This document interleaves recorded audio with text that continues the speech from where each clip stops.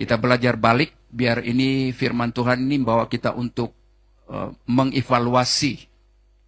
Evaluasi apa itu? Mengingat kita kembali, membawa kita untuk mengingat kembali, benarkah sehingga kini kita betul-betul mengalami hidup baru dalam Kristus. Nah, tema hari ini hidup baru dalam Kristus, kita lihat dalam ayat yang biasa 2 Korintus 5:17. 2 Korintus pasal 5 ayat yang ke-17. Kita mau belajar bersama-sama sambil kita menyelidiki kembali hidup kita selama kita menjadi orang Kristen. Nah, saudara, penekanan kita di sini adalah untuk kita di sini adalah hidup oleh firman. Itu sebabnya Living Word Community Church itu. Oke, maksudnya hidup dalam firman. Penekanan kita adalah hidup melalui firman Tuhan. Kita hidup, kita diberkati dengan kesehatan, kekuatan, damai sejahtera, sukacita hanya oleh firman Tuhan. Oke. 2 Korintus 5:17. Jadi, siapa ada di dalam Kristus, ia adalah ciptaan baru. Ada yang sudah hafal ayat ini? Jadi siapa yang ada di dalam Kristus, ia adalah ciptaan baru. Yang lama sudah berlalu, sesungguhnya yang baru sudah datang. Ya, pernah terpikir hafal ini ayat? Kita perlu belajar untuk menghafal. Bolehkah jemaat Tuhan mulai minggu ini coba kita baca dengan setia Injil Yohanes dari pasal 1 sampai selesai ya. Mungkin contohnya Yohanes pasal 1 ini hari selesaikan. Besok pasal 2 selesaikan. Daripada diam-diam, tidur-tidur, kerja-kerja, tapi tiada baca firman kan? Ayo kita belajar. Dari Injil Yohanes. Oke? Nah, sekali lagi. Jadi siapa di dalam Kristus? Ia adalah ciptaan baru, yang lama sudah berlalu, sesungguhnya yang baru sudah datang. Untuk pengetahuan jemaat, kenapa kadang saya harus khotbah? Kalau boleh, ada masa saya khotbah dengan bawa latar belakang secara detail, sebab bukan hanya supaya kita semua dapat belajar. Jangan menjadi seperti kanak-kanak, budak-budak punya pengertian kan, macam dulu kalau kita coba tanya orang-orang tua kita yang firman Tuhan yang pusing-pusing saja kan, pusing-pusing, tiada kedewasaan. Tanya tentang firman, tiada dari kenaikan sampai keturunan. Dia bilang, tiada kepahaman. Betul gak? Tiada paham itu. Kau, apa maksudnya kau jadi orang Kristen? Kenapa kau percaya Yesus? Ya, saya pergi sembahyang saja, Bah. Ya, itu. Jadi, selain daripada kita ada, supaya kita belajar, ada yang bilang begini, khotbah kau ini macam yang tahun 1, tingkatan 1, tapi cara khotbah saya ini dia bilang yang tingkatan 5 punya. Kan? Tingkatan 5. Itu lagi bagus. Supaya saudara boleh belajar kan? Apa yang saya tidak paham tadi? Saya mau belajar ini. Gitu. Dari yang kita tidak paham, kita mencari. Dari yang kita tidak tahu, kita mau korek balik. Kenapa? Apa yang saya tidak paham tadi? Kan itu maksudnya orang yang suka belajar. Hanya orang yang mati saja yang tidak suka belajar. Tapi orang yang hidup. Ya, gereja itu adalah seperti organisme. Maksudnya benda yang hidup. Bukan benda mati ini. Yang hidup itu kan dia terus bergerak. Kenapa kita tiada kedudukan dari kenaikan sampai keturunan tiada kedudukan? Karena kita tidak mau belajar. Ya, tidak mau bergerak. Kenapa dia bilang, tiada keretaku bawa kau jalan-jalan. Karena Alkitab menjawab begini, selagi kita memiliki mentaliti miskin, begini saja kami dulu, Bah. Ya, yang penting ada makan, ada minum, sudah cukup. Begitu juga kami dulu. Begini saja kedudukan kami dari dulu. Kami adalah keturunan orang miskin. Saudara, Alkitab bilang, seperti yang kau fikirkan tentang dirimu, begitulah kau jadi. Itu dalam Pengkhotbah pasal 3:1 kah berapa? Saya lupa, Amsal kah? Ya, apa yang kita pikir tentang diri kita, maka kita akan jadi seperti itu. Ada seorang anak Tuhan, mana sudah si Brian Jasin? Ya, ada kita punya kawan di sana di KK. Saya heran sekali. Dia bukan orang yang tinggi sekolah, tiada kerja, tapi di rumah saja. Tapi waktu dia berkawan orang yang mentalitinya bergerak, maka dia di rumah saja pun dia boleh hasilkan keuangan. Dia yang kasih makan ibu bapak dia kasih makan istri dia dari hasil yang dia ada. Heran kan? Tapi itu bukan judi dia buat itu, bukan. Oke, saudara Jasin tahu tuh. Itu maksudnya mentality, kreatif. Tuhan beri kita ini, mentality, pengetahuan. Inilah sayap kita. Itu sebabnya aku kan terbang. Tidak semestinya orang yang tinggi sekolah itu berhasil. Belum pasti. Kan? Orang yang tidak pernah duduk di bangku sekolah pun, kalau dia kembangkan sayapnya, tidak berkata, itulah saya, itulah keturunan saya, begitulah kami, begitulah ibu bapak saya, dari ibu bapak saya, orang miskin. Saudara, jadilah seperti itu. Tapi kalau kita bilang, saya percaya, saya perlu berubah, siap bangkit, siap bergerak, pasti terjadi sesuatu. Nah, saya tidak tahu kenapa itu, saya beri dorongan saja. Oke, nah, Rasul Paulus, maksud daripada penulisan Paulus ini, daripada latar belakang, ini adalah Paulus menulis ini, dia tujukan kepada orang-orang yang ada di Korintus, jemaat yang ada di Korintus, karena di Korintus ini adalah satu kota, satu tempat yang maju, kaya, seperti Keningau ini, apa-apa yang ada di Keningau. Ya, kita masyarakat yang ada di Keningau berbilang kaum, ada dusun, ada Murut, ada Cina, campur, ada Filipin, semua ada di sini. Jadi saudara, kita lihat budaya kita itu sudah bercampur, betul? Ya, kita sekarang bergaul begini pun kita sudah di dalam Tuhan, kita adalah satu, kita dari berbagai dari suku, bangsa, bahasa yang tidak sama. Dari budaya yang tidak sama, tetapi yang mempersatukan kita adalah Kristus Yesus Tuhan. Ya, budaya kerajaan sorga itu yang mempersatukan kita. Budaya kerajaan sorga macam mana? Kasihilah Tuhan Allahmu dengan segenap hatimu, kasihilah sesama manusia seperti dirimu sendiri. Dasar hidup kerajaan sorga itu adalah kasih.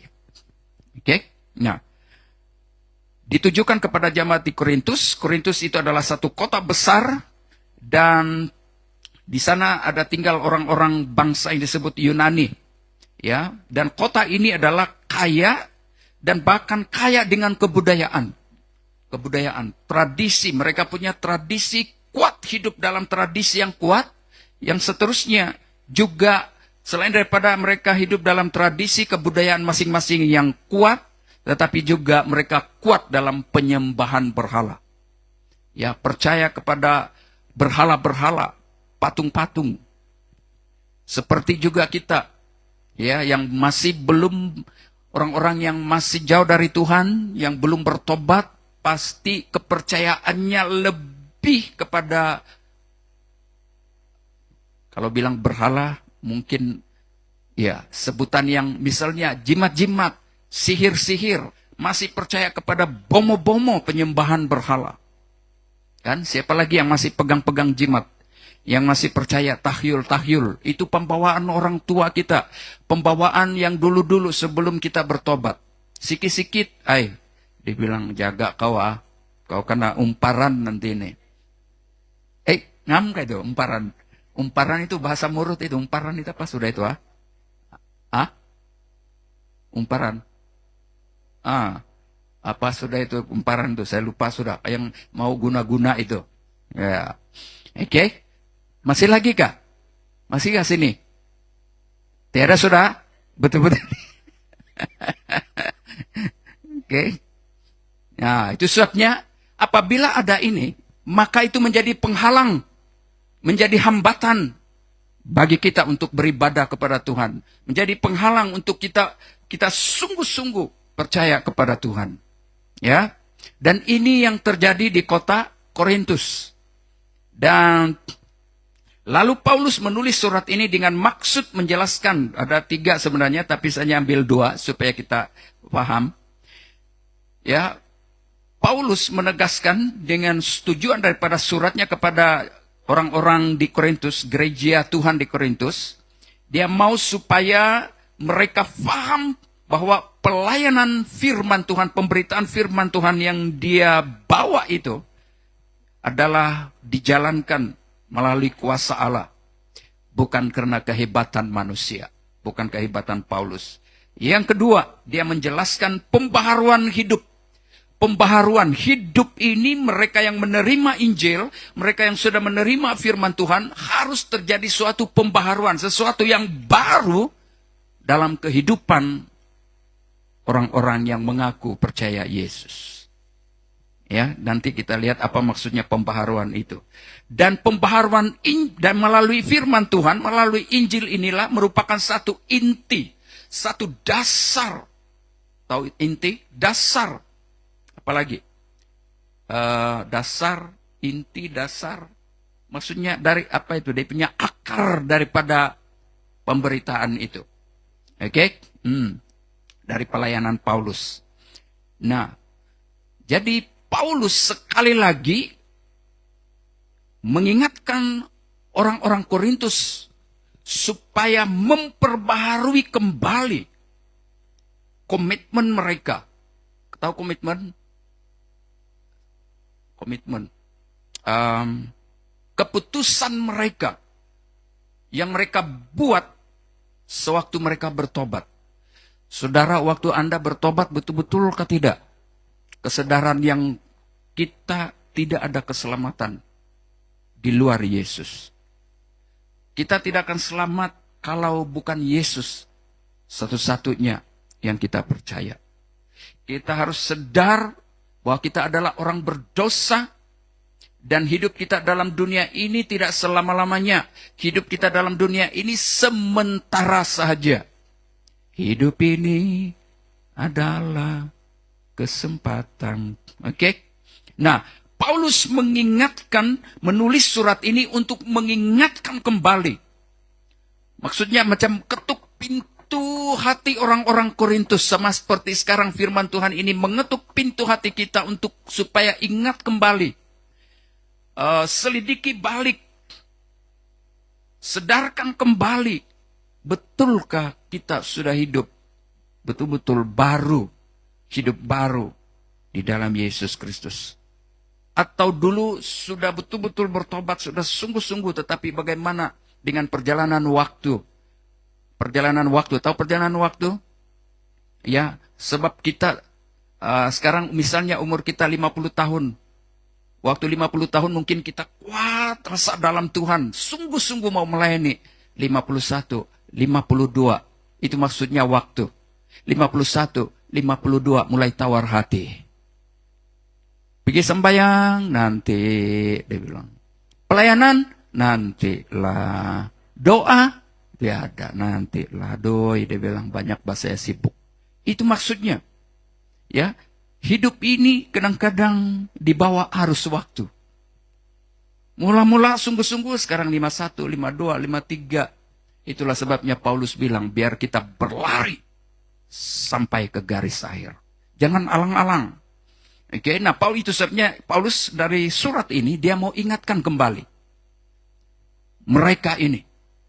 Supaya terus memperbaharui hidupnya, komitmennya bagi Kristus. Coba tanya hati kita hari ini. Masihkah saya seperti dulu, atau semakin mundur? Semakin lama, semakin mundur. Padahal bukan kita semakin lama semakin mau muda. Semakin lama, semakin berumur, semakin tua, semakin kurudot. Nah, kan? Sepatutnya semakin tua, semakin kokoh, semakin teguh. Kan? Daripada semakin tua, semakin mundur, mundur, mundur. Kita bukan mau mundur semakin muda ini.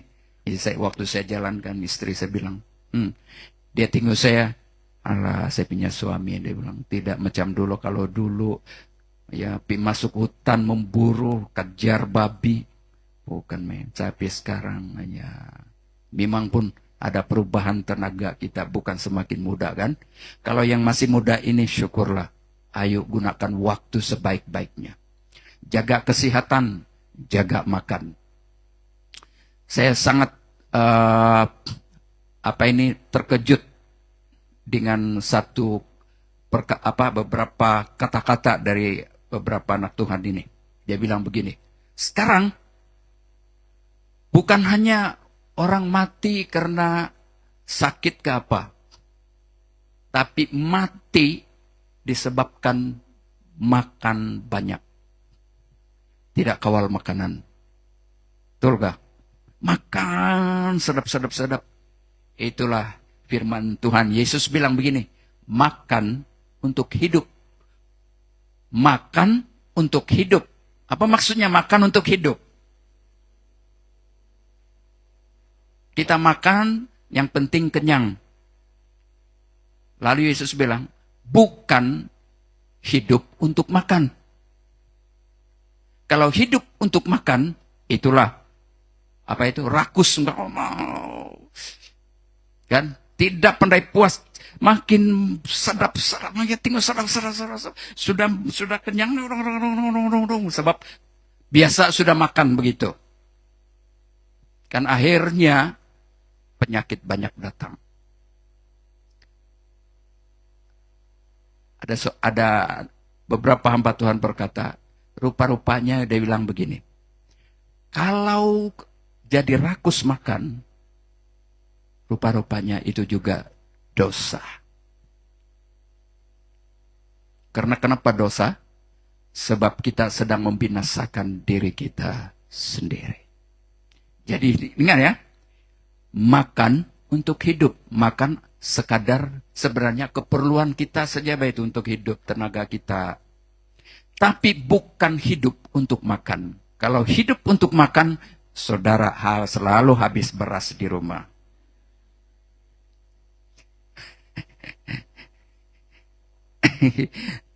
Kan? Oke. Ini luar sikit sudah di sini kan?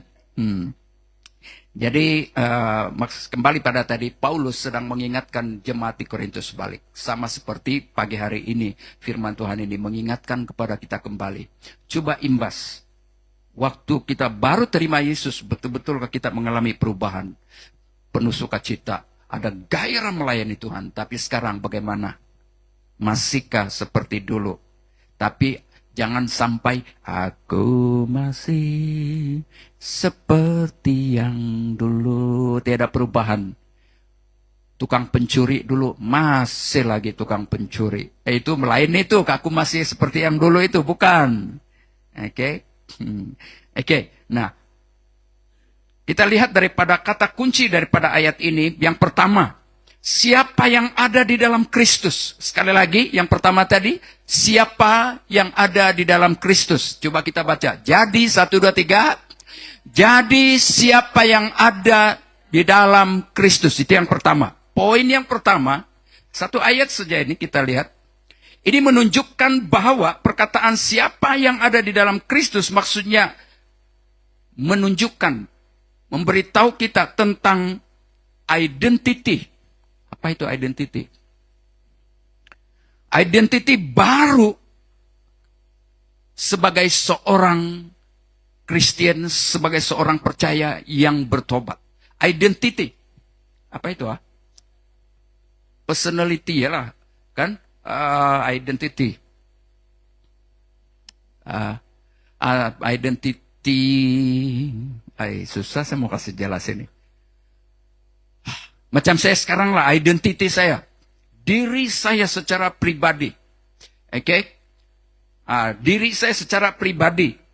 Yang percaya, maksudnya sewaktu saya bertobat menyerahkan hidup saya kepada Tuhan. Itu berarti siapa di dalam Kristus. Pada saat saya menyerahkan hidup saya kepada Yesus, maka Saudara akan melihat identiti saya.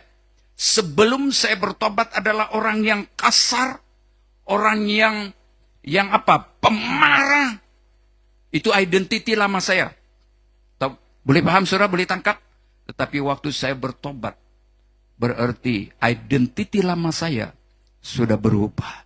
Jadi siapa di dalam Kristus? Kalau saya bilang saya sudah bertobat, saya sudah jadi orang Kristen, sebagai orang percaya, berarti identiti saya terjadi suatu perubahan. Bukan lagi seperti yang dulu. Oke? Di sini masih ada yang seperti yang dulu. Kita yang kedua, ya, dikatakan di dalam Kristus. Maksudnya di dalam Kristus, di dalam bukan di luar. Kita di dalam kan sekarang.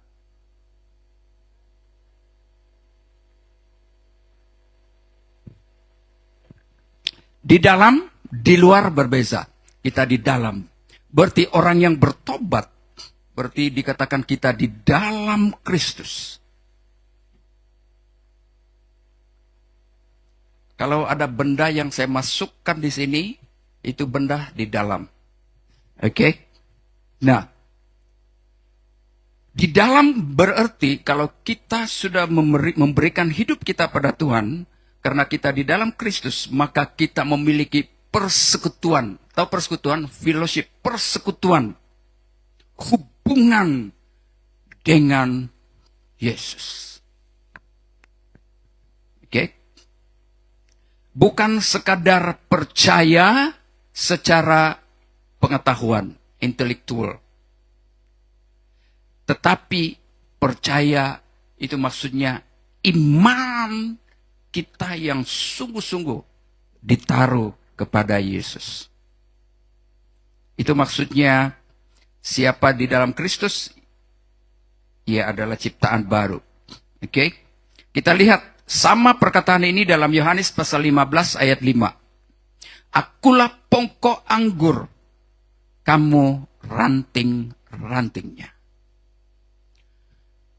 Pada saat kita melekat, ranting itu melekat dalam pokok.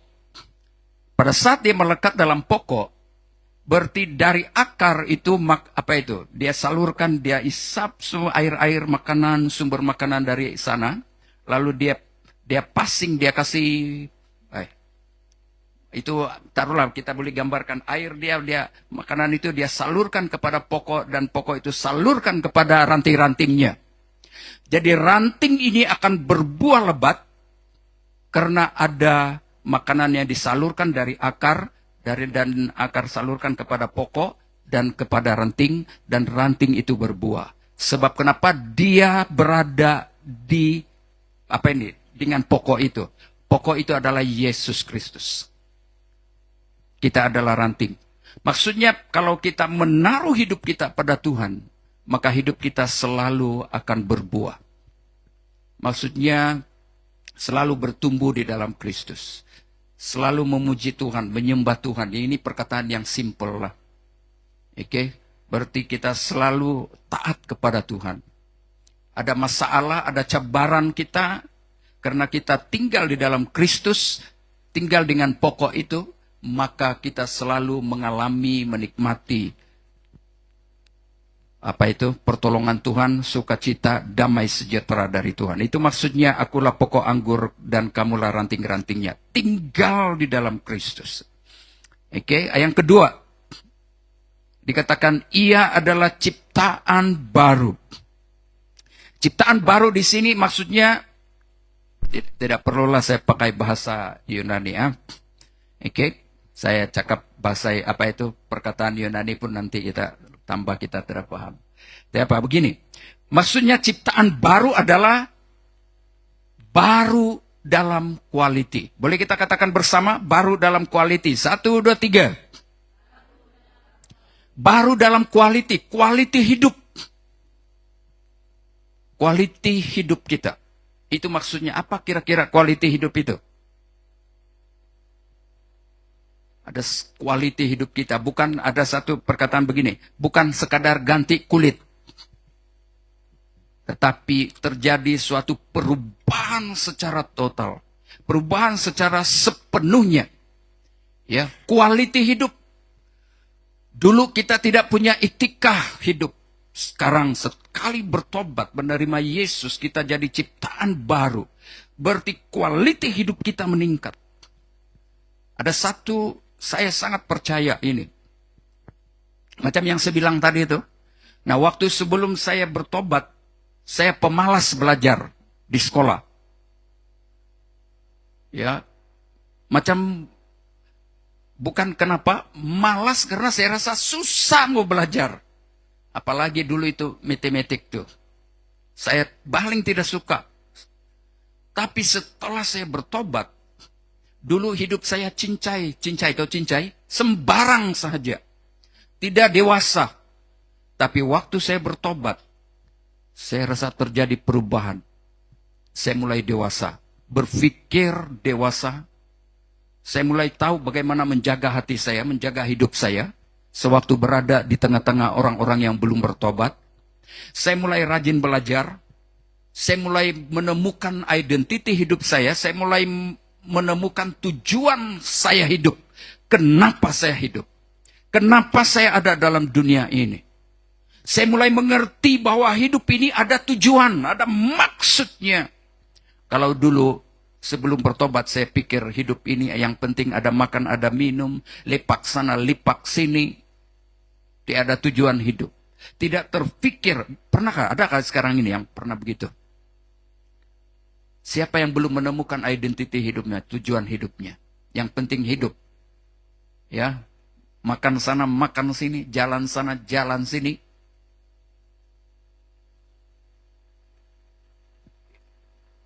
Pada saat saya bertobat sungguh-sungguh pada Tuhan, baru saya tahu bahwa hidup ini ada tujuan.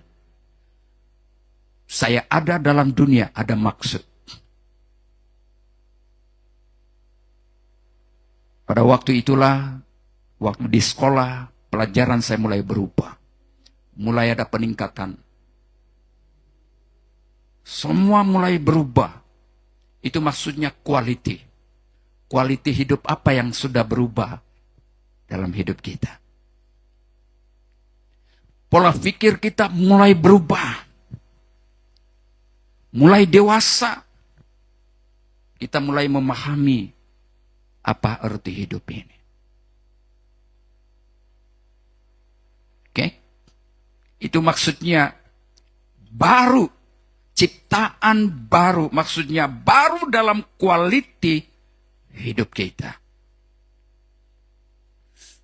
Komitmen kita.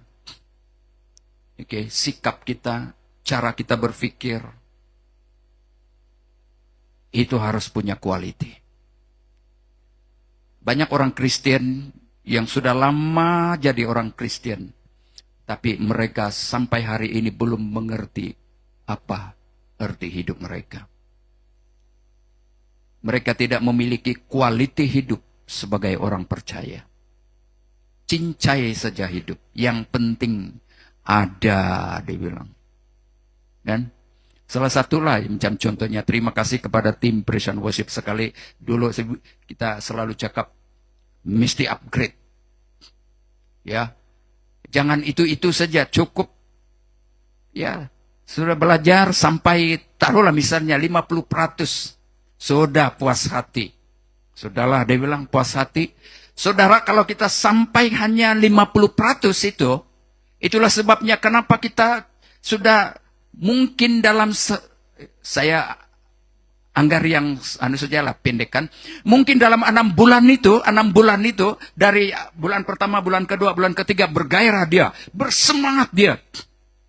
Kenapa?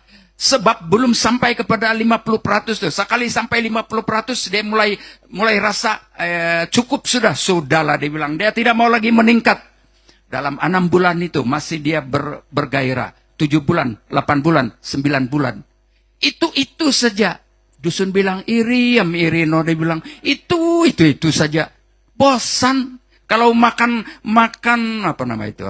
Makan KFC selalu itu saja. Mula-mula sedap. Akhirnya kita muntah. Bosan.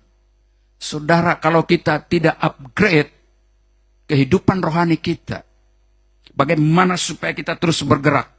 Itulah sebabnya kenapa banyak orang Kristen yang jadi longlai. Ya, longlai, tahu itu longlai? Longlai maksudnya apa itu? Ya, lemah, bosan. Pergi sembahyang, ayah, dia bilang. Kenapa itu longlai? Mulai bosan, tiada arti hidup ini. Pergi sembahyang pun sama juga. Melayani pun sama juga. Kenapa? Sebab dia tidak upgrade. Dia tidak mau meningkat. Itu saja. Dalam kerjaya kita pun begitu.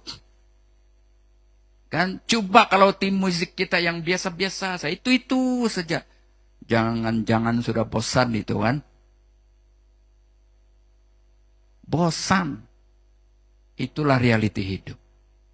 Kalau kita tidak upgrade, belajar untuk meningkatkan kita punya hidup, bergerak terus, kita akan jadi bosan akan hidup ini. Karena tidak ada sesuatu yang baru kita alami, tidak ada sesuatu yang baru kita nikmati.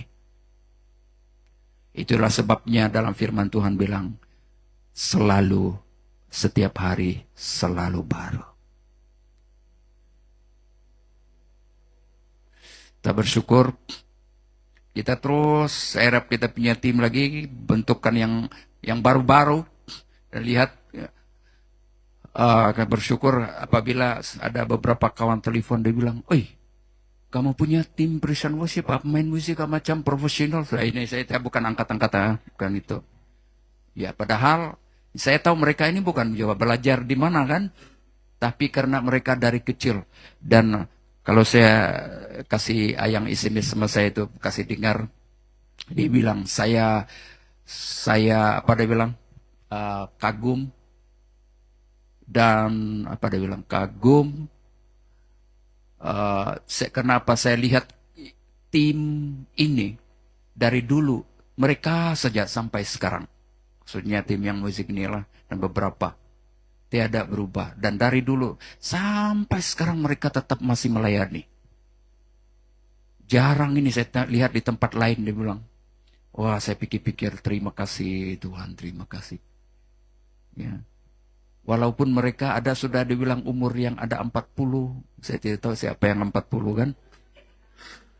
Tapi dia bilang masih lagi di orang. Muka yang sama. Ya. Oh, sebiar puji Tuhan.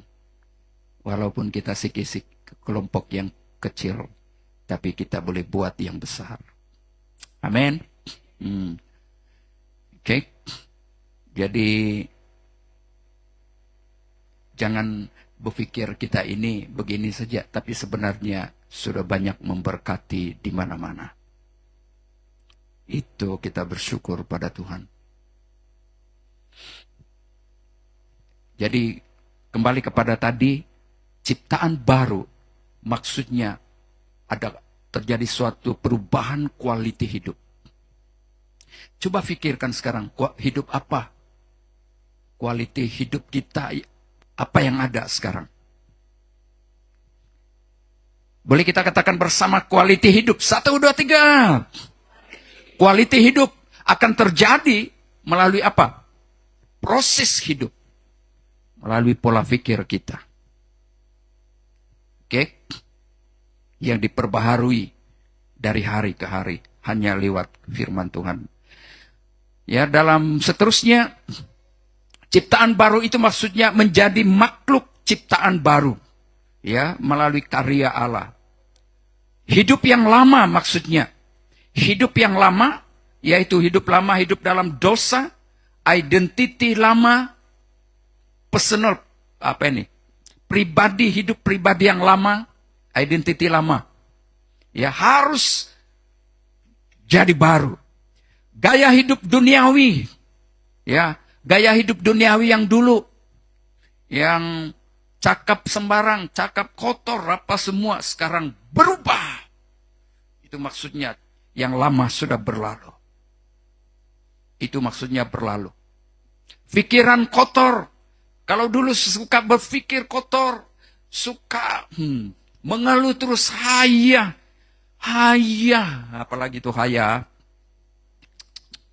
selalu cicak terus. Sekarang selalu bersyukur, boleh jadi. Haya, susah, bingkrap, apalagi tiada duit, haya. Tapi diganti dengan apabila sudah bertobat, yang lama sudah berlalu, sesungguhnya yang baru sudah datang. Yang baru itu adalah, walaupun apapun yang kita hadapi, cabaran yang kita hadapi, tiada lagi haya, tiada lagi, matilah saya, rugi selalu, tetapi diganti dengan ini. Bersyukur selalu.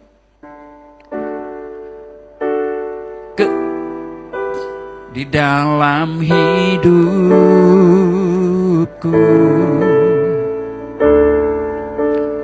takkan ku ragu atas rencanamu untuk masa depanku.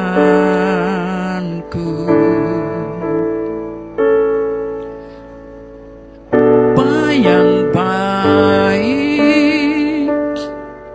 takkan pernah kau melupakanku. Sebagai Bapa yang sangat baik, takkan pernah kau meninggalkanku. Saya akhiri ini, biarkan musik. Teruskan. Saya rangkumkan 2 Korintus 5:17. Sebenarnya ada 4 poin saya mau buat, tapi saya rangkumkan, pendekkan. Maksud daripada 2 Korintus 5:17 adalah setiap orang yang percaya dan bersatu dengan Kristus sudah menerima identity, hidup baru, identity, ya. Identity baru sebagai anak Allah. Masa lalu mereka tidak akan lagi menentukan masa depan. Masa lalu kita tidak menentukan masa depan kita. Saudara, jangan masa lalu kita yang menentukan masa depan kita. Kalau kegagalan masa lalu, kehidupan masa lalu kita penuh dengan kesakitan, penuh dengan kekecewaan, penuh dengan keluhan, jangan itu yang menentukan masa depan kita. Kalau itu biarkan, kalau masa lalu kita biarkan menentukan masa depan kita, saudara, kita akan jadi tiada keretaku, bawa kau jalan-jalan. Harap kamu mengerti itu. Mindah miskin, tinggalkan itu, karena Tuhan yang menentukan masa depan kita. Fikirkan pikiran yang positif. Itu dalam Filipi pasal 4 ayat 7. Ya, fikirkan itu semua. Hidup mereka sekarang, hidup kita sekarang harus dipenuhi oleh karya Roh Kudus. Dan biarlah hidup kita berpusat kepada rencana dan kehendak Tuhan, dan bukan rencana kita atau kehendak hidup kita sendiri. Karena itu, biarlah ada 2 perbandingan ini yang perlu kita aplikasikan dalam hidup kita, terapkan dalam hidup kita. Lihat di sini, yang pertama, hidup sebelum kita bertobat atau hidup sebelum kita sungguh-sungguh adalah hidup dalam dosa. Tetapi sesudah kita menerima Yesus sebagai Tuhan dan Juru Selamat kita, biarlah hidup kita hidup dalam ketaatan dan hidup dalam kekudusan. Hidup sebelum bertobat kita adalah hidup yang dikuasai rasa bersalah. Tetapi setelah kita bertobat, biarlah hidup kita dikuasai oleh kasih karunia Tuhan. Hidup dalam kasih karunia maksudnya ada 4 di sini. Kita bersyukur karena kita hidup di dalam kasih karunia. Maksudnya kita, waktu kita percaya menerima Yesus sebagai Tuhan dan Juru Selamat, maka kita menerima keselamatan. Boleh kita katakan bersama, keselamatan. 1, 2, 3. Apa maksudnya keselamatan? Keselamatan, perkataan keselamatan itu adalah holistik, keseluruhan. Kita diselamatkan dari hukuman akibat dosa. Kita diselamatkan dalam hidup yang penuh dengan tekanan, emosi, susah hati, takut, risau. Pada saat kita menerima Yesus sebagai Tuhan dan Juru Selamat, maka duka cita kita diganti dengan sukacita. Itu keselamatan. Yohanes 10:10 berkata, pencuri datang hanya untuk mencuri, membunuh dan membinasakan. Tapi aku datang supaya mereka mempunyainya dalam segala kelimpahan. Kelimpahan apa? Bukan kelimpahan harta, kelimpahan sukacita, damai sejahtera, kelimpahan pengharapan hidup kekal di dalam Kristus Yesus. Itu maksudnya keselamatan. Yang kedua, ya, kasih dikuasai kasih karunia itu. Kita mempunyai pengharapan. Kita tidak lagi dituduh. Kita tidak lagi merasa diri kita tidak layak, karena kita diampuni oleh Tuhan pada saat kita mohon pengampunan dari Tuhan. Pada saat kita menyadari kita orang berdosa, lalu kita mohon, kita mengakui dosa kita di hadapan Tuhan. Tuhan bilang, it is finished, selesai. Yang ketiga, maksudnya kasih karunia, hidup dikuasai kasih karunia. Kita mempunyai pengharapan untuk menerima hidup kekal selama-lamanya. Yesus berkata, di mana aku berada, di situ aku berada, di situ juga kamu berada.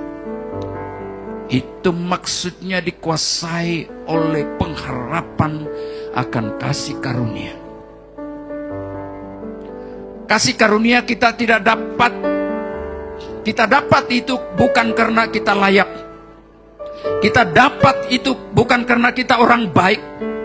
Kita dapat menerima kasih karunia itu seperti hadiah yang tidak pernah kita pikirkan. Kita tidak perlu bekerja kalau orang kasih hadiah sama kita. Hadiah itu adalah percuma. Kita tidak ada utang sama itu orang. Kita tidak pun bekerja di tempatnya lalu dia kasih gaji kita sebagai upah. Bukan. Kasih karunia adalah hadiah cuma-cuma yang diberikan kepada kita melalui Yesus Kristus. Bukan karena kita orang baik, tapi karena kita adalah orang berdosa yang seharusnya mendapat hukuman. Tapi kasih karunia melalui Yesus Kristus, dia datang untuk saudara dan saya. Itu kasih karunia. Oke. Seterusnya, sebelum kita bertobat, kita hidup untuk diri sendiri. Hidup untuk diri sendiri, kemauan kita sendiri. Tetapi saudara lihat, pikirkan ini setelah kita bertobat. Ya, sesudah kita bertobat, hidup kita bukan lagi untuk diri sendiri, tapi hidup untuk Kristus. Itu sebabnya Paulus berkata dalam Galatia 2:20, aku hidup, bukan lagi aku yang hidup, tetapi Yesus Kristus yang hidup di dalam aku. Yang seterusnya, sebelum kita bertobat sungguh-sungguh, kita hidup tanpa tujuan. Kita tidak mengerti apa arti tujuan, apa arti hidup ini. Kenapa kita lahir dan ada dalam dunia ini. Sebelum kita bertobat, kita hidup cincai, sembarang saja hidup, dan tidak tahu tujuan hidup yang sesungguhnya. Tapi saudara, setelah kita bertobat dan menyerah hidup kita kepada Tuhan, dikatakan dalam ayat yang ke-20, 2 Korintus 5 ayat yang ke-20, kita dipanggil jadi duta-duta Kristus. Kita adalah duta Kristus setelah kita bertobat. Kami ini adalah utusan-utusan Kristus. Maksudnya duta-duta bagi Kristus. Saudara dan saya, tujuan Anda dan saya hidup dalam dunia ini adalah kita menjadi duta Kristus.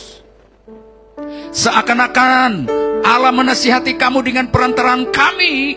Dalam nama Kristus kami meminta kepadamu, berilah dirimu didamaikan dengan Allah. Saudara dan saya bukan orang sembarang. Ya, bukan sembarang-sembarang.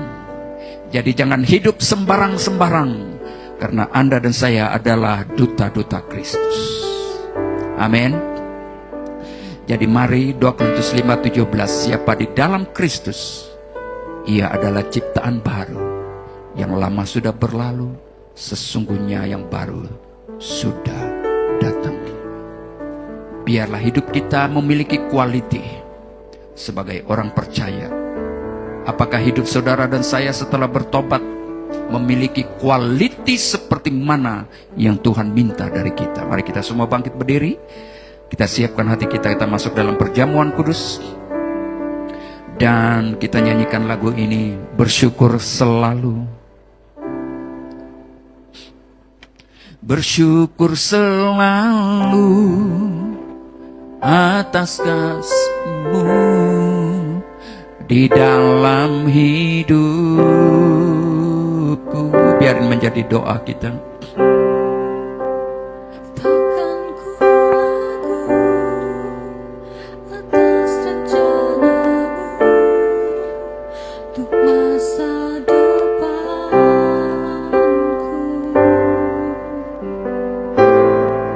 Sebagai Bapa yang baik, takkan Kau melupakanku.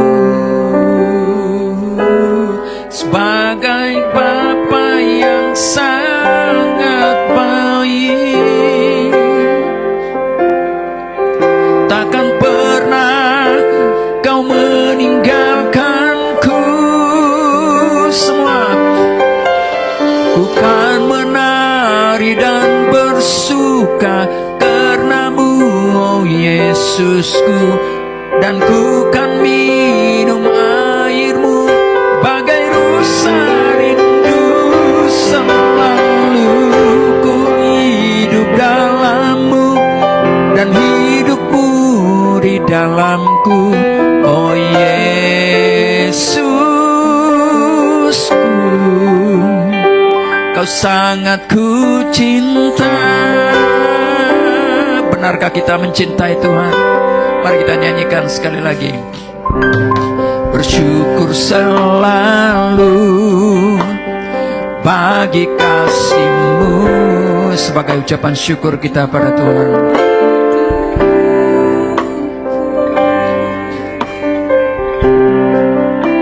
Dan takkan ku ragu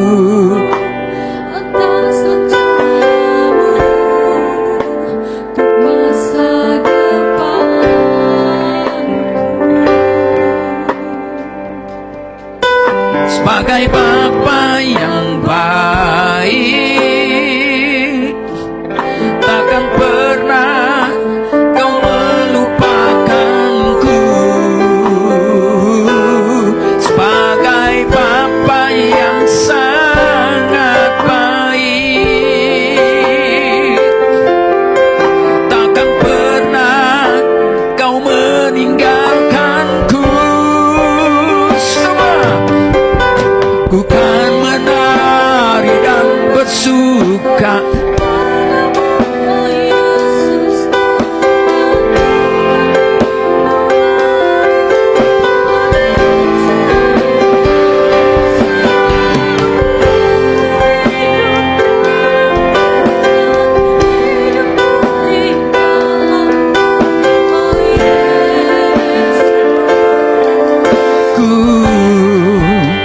Kau sangat ku cinta.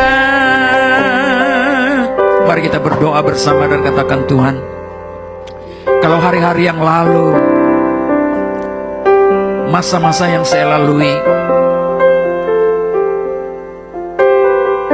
mungkin Anda pernah merasa bosan,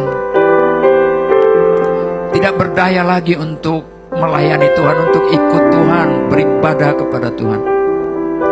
Anda mulai melupakan pertolongan-pertolongan Tuhan, mulai dikaburi oleh masalah-masalah dan cabaran-cabaran dalam hidup kita.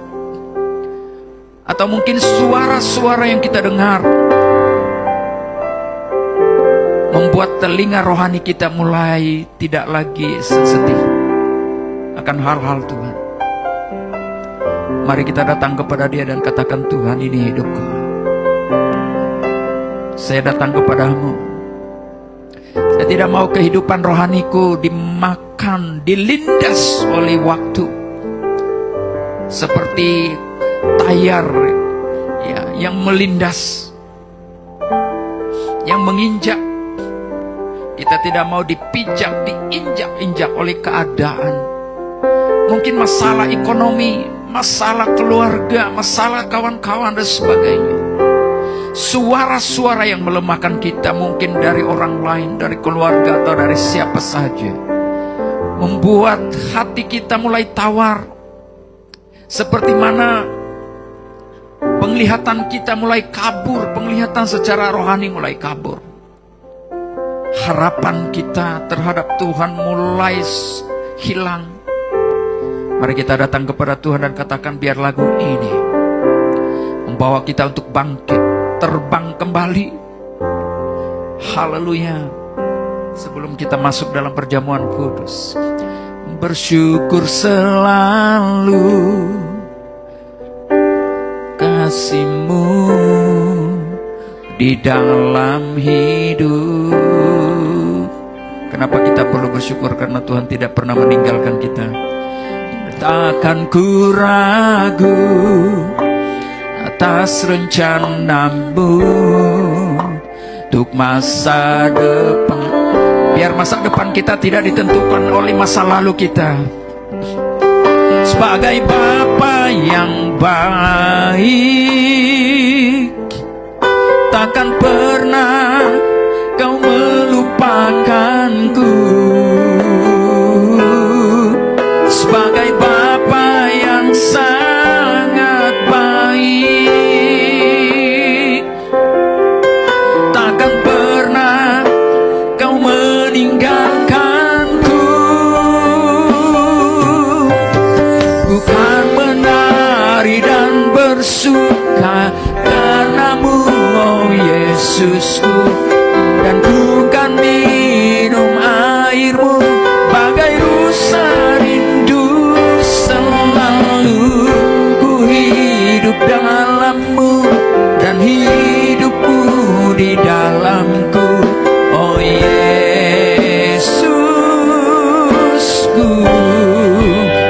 Kau sangat ku cinta.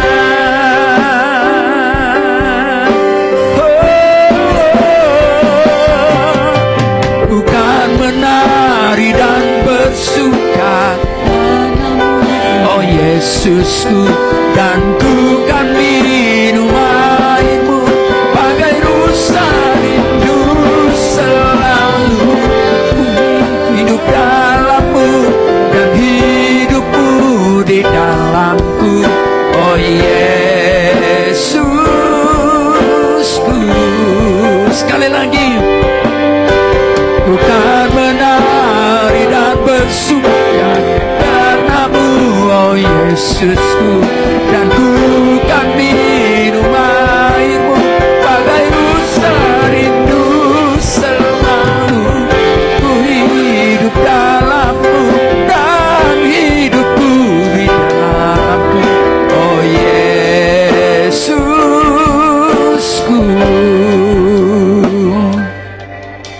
Kau sangat ku cinta.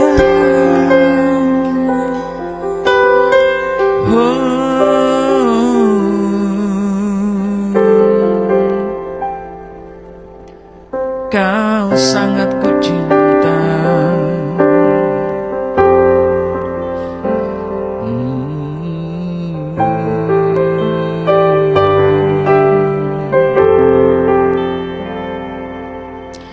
Haleluya. Shira la barara yara la mashikira la barara.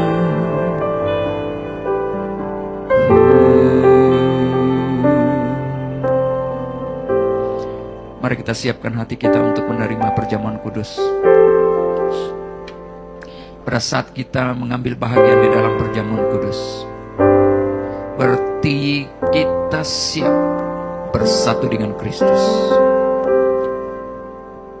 Mengingatkan kita kembali untuk komitmen kita, keputusan kita mengikuti Yesus. Mereka yang melayani, silakan siapkan.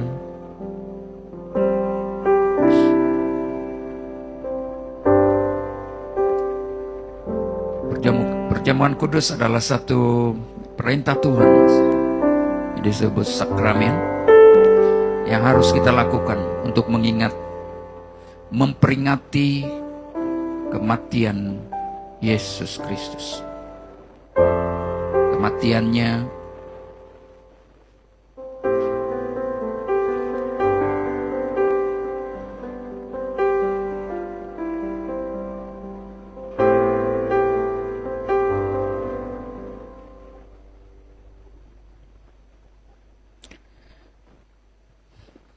sementara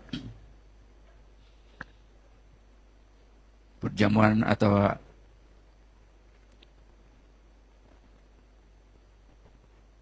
roti dan air anggur dibagi-bagikan, mari kita siapkan hati kita.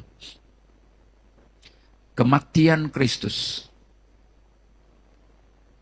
itu menjelaskan, memberitahu kita tentang penebusan. Yesus menebus dosa kita, membayar harga hutang dosa kita.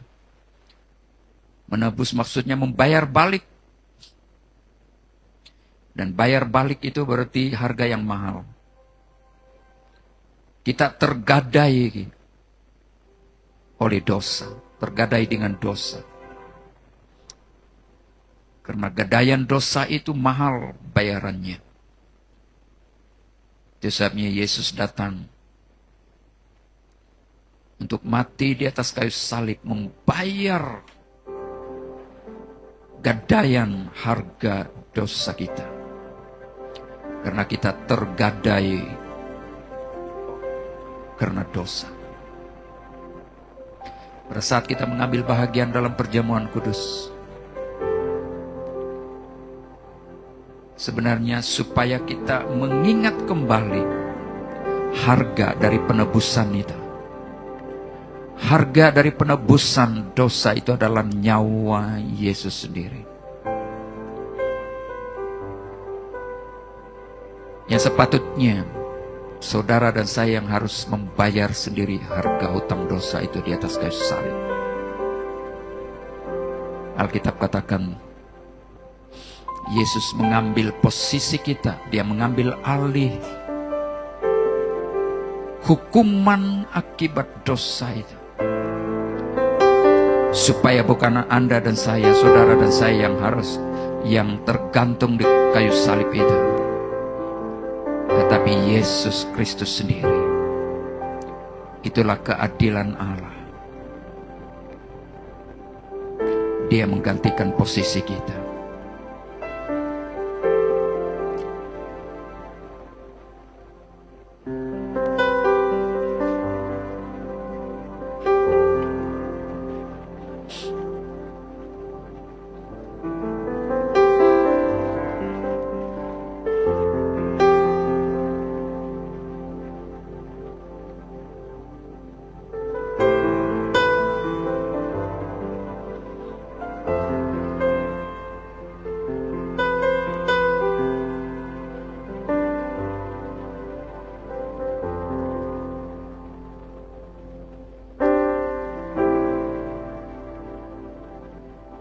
Sudah semua?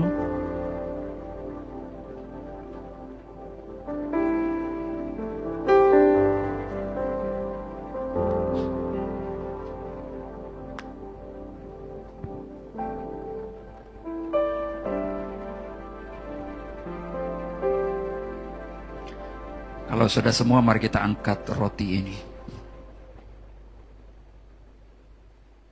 Yesus berkata pada hari-hari terakhir, saat-saat terakhir dia bersama dengan murid-muridnya. Sebelum ia ditangkap untuk disalibkan. Dia berkata, inilah tubuhku. Tubuh yang akan diserahkan, dipecah-pecahkan sebagai penebus untuk dosa semua umat manusia.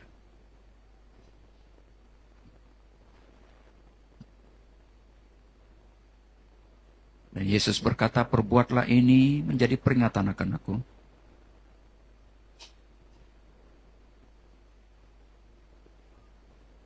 Sampai kedatanganku yang kedua kali. Supaya kematianku harus diberitakan sampai ke ujung bumi. Mari dalam hati kita berkata, Tuhan, saya mengakui ini adalah tubuh-Mu. Roti yang saya pegang, lambangkan tubuh-Mu, ini dipecah-pecahkan sebagai korban penghapus untuk menebus dosaku. Pada saat saya mengambil bahagian dalam perjamuan kudus ini, itu berarti saya siap dengan komitmen sebagai janji bahwa saya adalah pengikut Kristus. Saya milik Kristus. Saya menyerahkan hidupku sepenuhnya sebagai tanda ucapan syukur dan mempersembahkan roh, jiwa, tubuhku sebagai persembahan yang hidup, persembahan yang harum, persembahan yang berkenaan di hadapan-Mu. Saya terima ini dengan hati yang ikhlas, hati yang jujur, dengan pengakuan yang benar bahwa ini adalah tubuh. Dalam nama Yesus Kristus. Amin. Mari kita makan bersama.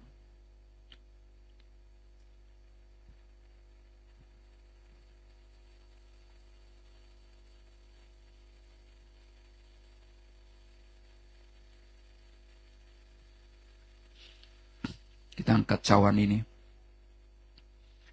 Cawan ini adalah lambang atau gambaran daripada darah Yesus yang tercurah di atas kayu salib untuk menghapus, menyucikan kenajisan, kekotoran dosa kita.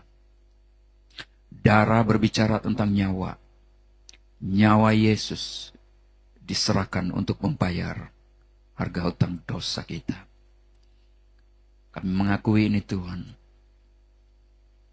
sebagai lambang daripada darah-Mu tercurah di atas kayu salib menyucikan dosa kami.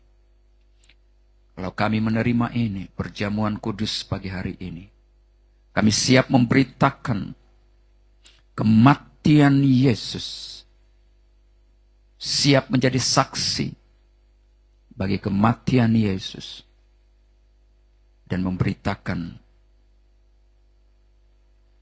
Injil kerajaan surga kepada siapapun. Terima kasih Tuhan. Dalam nama Yesus. Amin. Amin. Mari kita minum bersama.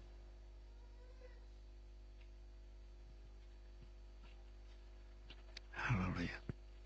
Kita berdiam diri sejenak. Biar lagu ini menjadi pengakuan kita.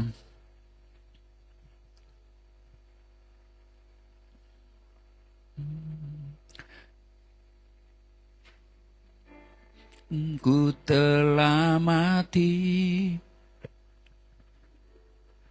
dan tinggalkan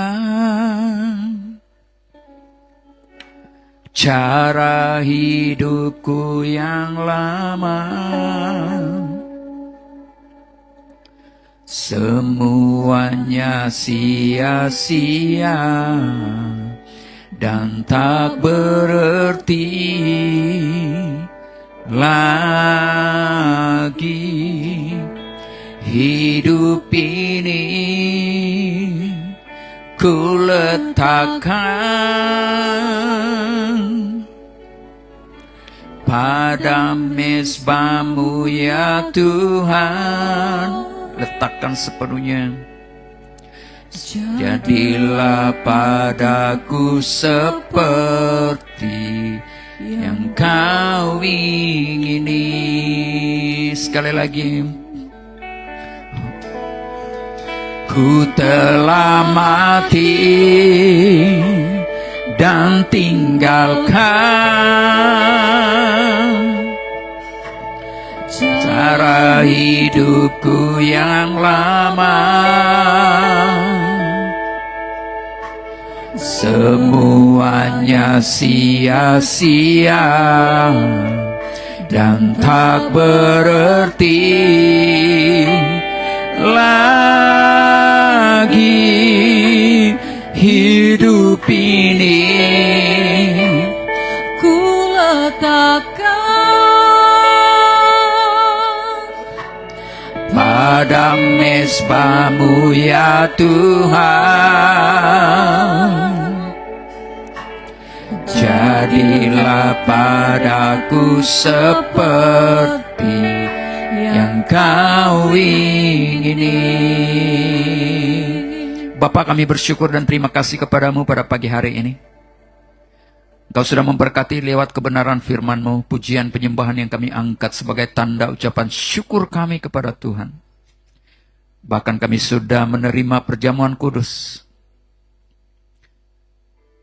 Setiap kami yang sudah menerimanya, biarlah Tuhan lewat semua ini kami menerima berkat dari Tuhan, sukacita, damai sejahtera, pembebasan, pelepasan, bahkan kesembuhan secara batin dan juga kesembuhan secara jasmani. Mereka yang sakit, Tuhan, mari sembuhkan dalam nama Yesus Kristus. Apapun penyakit yang mereka ada. Kami juga berdoa untuk keluarga kami, keluarga jemaat-Mu dimanapun mereka berada saat ini. Baik suami mereka, istri mereka, anak-anak mereka, ibu bapak mereka. Tuhan, Engkau memberkati dimanapun mereka berada dan lindungi mereka. Jauhkan dari segala malapetaka bencana. Perlindungan ilahi Tuhan bersama dengan mereka. Bahkan kerinduan, kelaparan, kehausan akan Tuhan terus mengalir di hati mereka. Kami juga berdoa untuk keluarga yang belum bertobat. Biar Tuhan Engkau jamah mereka. Suami, istri, semua Tuhan, anak-anak, ibu, bapak. Jamah mereka agar mereka bertobat. Kembali kepada Tuhan. Berkati juga pelayanan kami di sini. Biarlah kami semua semakin hari roh kesatuan itu tetap. Kami tolak segala roh perpecahan. Apapun yang kami alami hadapi bersama, proses-proses untuk pertumbuhan rohani, biar kami semakin bertumbuh. Apapun cabaran yang kami alami, biar itu membawa kami untuk bertumbuh, untuk mengasihi dan mencintai Tuhan lebih dalam lagi. Terima kasih Tuhan, terpuji nama-Mu. Kami kembalikan segala pujian, hormat, syukur bagi-Mu. Hanya dalam nama Yesus kami berdoa dan bersyukur. Mari kita katakan sama-sama. Amin, amin. Haleluya. Terima kasih semua. Silakan duduk, Tuhan berkati.